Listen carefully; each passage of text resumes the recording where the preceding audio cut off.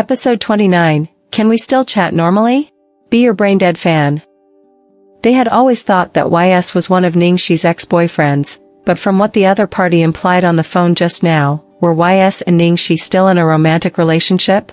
Otherwise, why would he use the phrase, to timing?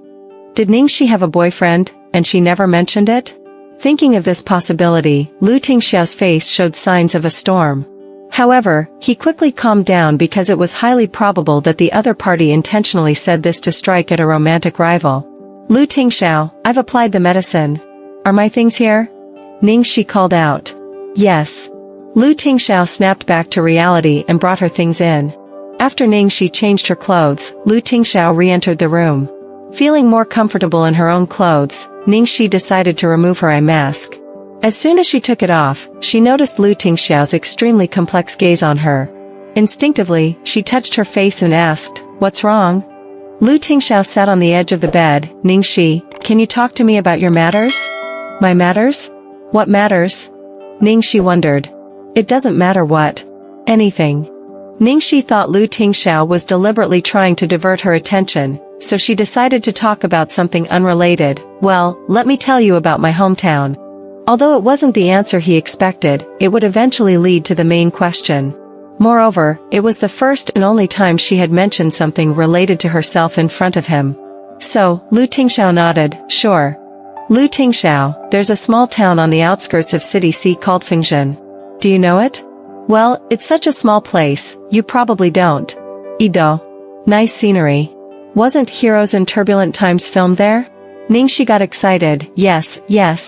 You know it. In Heroes in Turbulent Times, there's a scene where the main characters roll in bedsheets in a field of wheat, and it was shot in our town. Roll some damn bedsheets. Why did she bring up rolling bedsheets at a time like this? She got carried away and forgot about that part. Ningxi hurriedly stopped this dangerous topic. Mainly because our place hasn't been artificially developed, so the environment is excellent, and the air is fantastic. A few years ago, it seemed like Lu Jingli wanted to go fishing there, but I was busy with work, so I couldn't go. Lu Tingxiao's tone carried a faint regret. If he had gone back then, would he have met her earlier? In a way, Lu Jingli was like the red thread Cupid between him and Ningxi. Although he didn't go that time, he still met her later. It was because Lu Jingli took little treasure to the bar that those things happened. Well, he should reward him when he got back. If you have the chance, you must go. You won't be disappointed. I can be your tour guide when the time comes. When talking about her hometown, Ningxi was excited. However, her expression gradually turned gloomy. More than 20 years ago, the air was even better. Many wealthy people used to come here for vacations, and some even came to conceive, including Mrs. Ning from 24 years ago. At this point, Ningxi suddenly fell silent. Lu Tingxiao didn't rush her and quietly waited. Ningxi took a deep breath and continued in a storytelling tone. Originally, Mrs. Ning was planning to stay in Fengzhen to conceive and then return for childbirth. Unexpectedly, she accidentally got a miscarriage, and the child was born prematurely. Because they couldn't make it back to the city in time, so she was taken to the only small hospital in Fengzhen. On that night, another expectant mother was brought in as well. And then? Lu Tingxiao asked, though he had already guessed the subsequent events. Ningxi shrugged, then it got melodramatic. The small hospital had a shortage of staff, and the rules were chaotic. The two baby girls got switched, and this mistake lasted for 18 years. Do you know? Ning Shuelua even has the same blood type as me, so this incident was never discovered. How was it discovered later? Lu Tingxiao inquired. Ningxi turned to Lu Tingxiao and smiled. Well, for that, we have to thank my playboy second uncle. Second uncle Ning Yao? Lu Tingxiao had some impression, but he didn't know much about him, only that he was a famous playboy in the capital back then. Yeah, that's him. Even after getting married, he continued fooling around with women outside and even caused a few casualties. He had one son and 3 daughters. For some unknown reason, Ningxi felt that Lu Tingxiao's eyes sparkled with mischief, so she continued, in the Ning family, I don't know if there was something wrong with the feng shui or what, but in this generation, neither Ning Yaohua nor Ning Yaobang could have sons. So, my second uncle's illegitimate son became the only male heir in the Ning family of this generation. My second uncle was cocky at that time, thinking he could inherit the family fortune. Little did he know that the only male heir was found to not be his biological son. It turned out he was cuckolded by an outside woman. And guess what happened next? Lu Tingxiao loved the mischievous gleam in her eyes and replied after a little thought, "Then, your grandfather, in a fit of rage, had the DNA of all the descendants of the Ning family checked, and it was discovered that even Ning Xuelua wasn't a member of the Ning family. The Ning family had black lines all over their heads. Can we still chat normally? Talking to you is like trying to sell a story, it hasn't developed any feelings." Lu Tingxiao lightly chuckled, "Sorry, I'll improve next time." Ningxi snorted and continued, "Anyway, after a thorough investigation, they found out that Ningxi and I were switched at the hospital. Then, I was brought back to the Ning family." Listening to her casually talk about these things, Lu Tingxiao gently touched her head, "They treated you badly?" Originally, Ningxi thought it was nothing, but for some reason, she felt wronged after Lu Tingxiao gently patted her. "This guy, indeed, you only feel wronged when someone pities you. It doesn't matter if no one sees your grievances."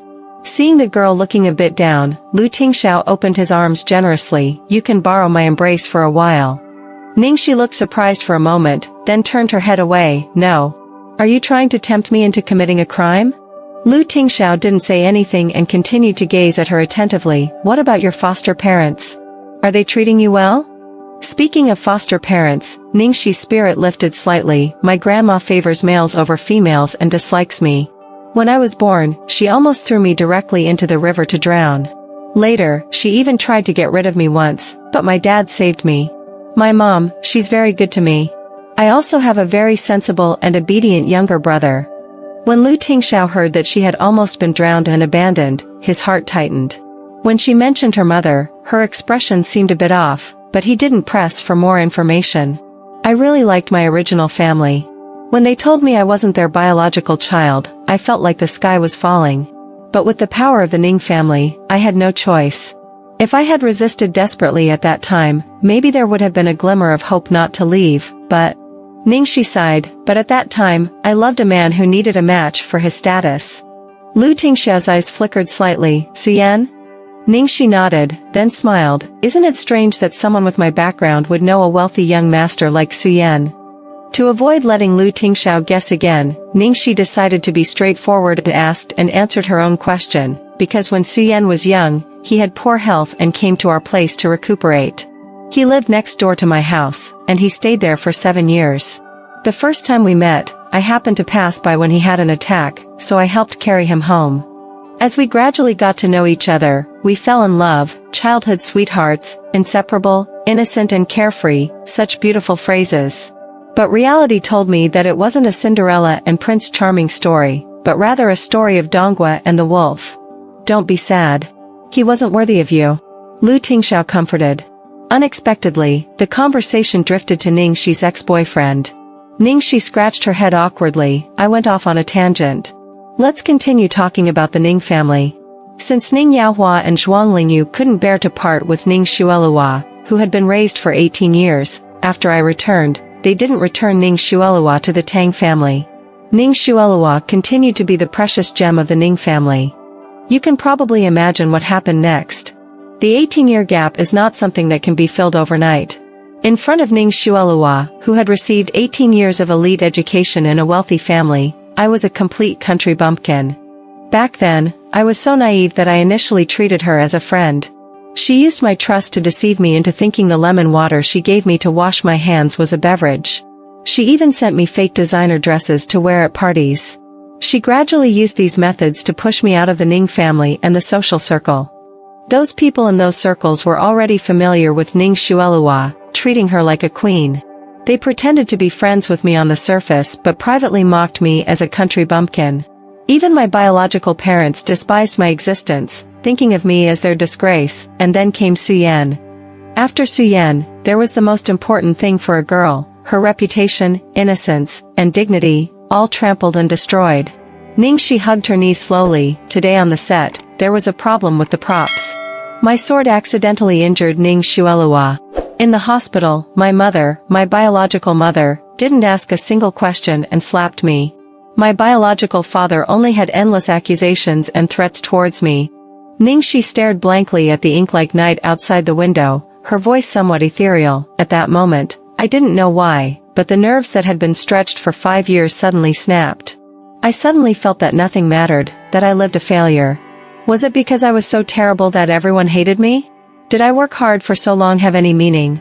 As soon as she finished speaking, Lu Tingxiao suddenly grabbed her shoulders forcefully. Ningxi, look at me. Not everyone hates you. It's them who are terrible. Understand? Ningxi's eyes were slightly red. Despite her seemingly carefree appearance, she was just a young girl in her 20s.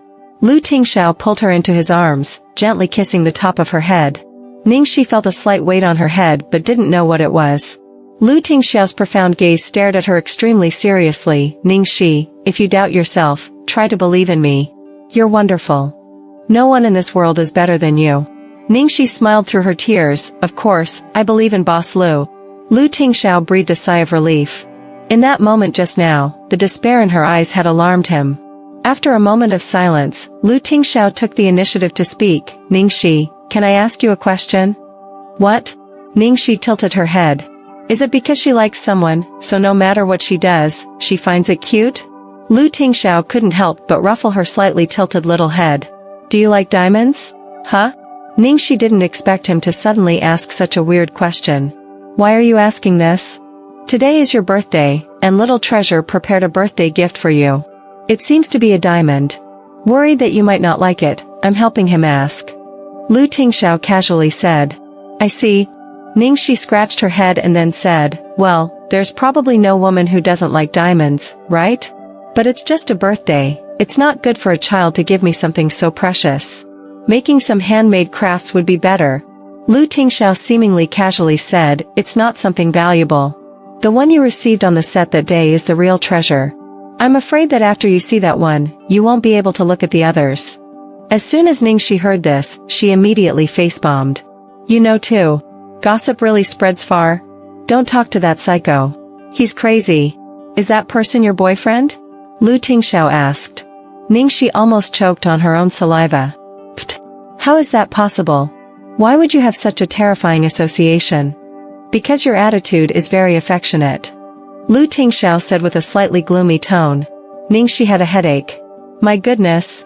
Where did I show affection? Does scolding a psycho count as affectionate? Lu Tingxiao nodded. For me, yes. You've always been very polite to me, never saying anything harsh.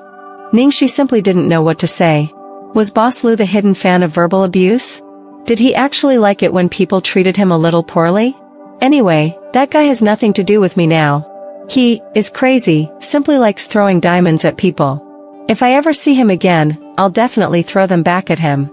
Ningxi casually said, but there was a hint of dread in her eyes when she mentioned that person. Now there isn't, but was there in the past? Lu Tingxiao accurately seized the key point. Ningxi cleared her throat. Well, maybe, possibly, you could say we were involved, if one day counts. Ningxi was inexplicably concerned about Lu Tingxiao's thoughts on her. She ran her fingers through her hair and said, Lu Tingxiao, do you think it's not good that I've been involved with so many men? Lu Tingxiao's expression was solemn. He earnestly answered as if he was answering a very important question. No, everyone has their own way of life and their own untold stories. Anyone who doesn't know the truth has no reason to stand on a moral high ground to judge and blame others. Ningxi felt a sudden warmth in her heart.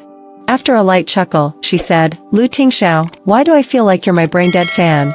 No matter what I say or do, you always agree with me, right? Brain-dead fan? Lu Tingxiao didn't quite understand the term. Yes, it's those irrational fans who support their idols no matter right or wrong. Ningxi explained. Lu Tingxiao thought for a moment and then pondered, well, that's quite fitting. Ningxi deliberately suppressed some emotions and remained silent. After a while, she sighed deeply. Lu Tingxiao, do you know? What? Lu Tingxiao asked. Do you know that you're like an aphrodisiac, and it's terrifying? Ningxi looked conflicted, then painfully tugged at her collar. Damn it, after chatting for so long, he's back to flirting again. This guy can't help but flirt. What's even scarier is that he looks completely innocent, totally unaware of what he's doing. It's said that the best move is to have no move, and the best flirtation is to be oblivious. This is the highest realm of flirting. Ugh. Her mind was in chaos, and she didn't know what she was thinking in the midst of this mess. Feeling uncomfortable again? Lu Tingxiao immediately showed a nervous expression when he saw this. Ningxi rubbed her throbbing temples. It wasn't just discomfort, the terrifying waves that were about to surge again were even scarier. At this moment, Lu Tingxiao in her eyes was like the male lead in a romantic anime, with its own sentimental background music and romantic pink cherry blossom special effects. The rationality in her heart clashed fiercely with the enchanting pink light he brought. She felt like she was about to fall into a trance. Seeing Ningxi breathing rapidly and sweating profusely within a few seconds, Lu Tingxiao's face changed immediately. Where does it hurt? Didn't it just get better? Is it that kind of discomfort, or something else? Lu Tingxiao said somewhat awkwardly because he remembered what she said earlier, that his aphrodisiac effect was terrifying. Ningxi's eyes were red, staring at him without blinking. Under such a gaze, Lu Tingxiao felt like his body was also set ablaze. Ningxi forcefully shook her head and threw herself onto the large bed behind her, looking helplessly at the ceiling. I feel like I still have to endure tonight. Lu Tingxiao, if I can't control myself later, remember to knock me out. Lu Tingxiao pondered, actually, I can. Ningxi immediately cut him off. Stop. Don't say it. Please, boss, spare me. I really can't withstand your teasing right now. Lu Tingxiao raised an eyebrow. What are you thinking? I mean, I can go out. Oh? Ningxi awkwardly touched her nose, stuttering, but if I'm alone, it might be boring. She didn't want to say the word scared. Lu Tingxiao, however, understood her unease. He gently asked, how about we go home then? Home? Ningxi was stunned for a moment. When she heard those two words, she unexpectedly thought of the Lu residence so naturally.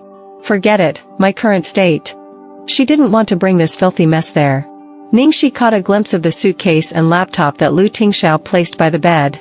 You go ahead with your work. I'll meditate and cultivate my inner energy for a while.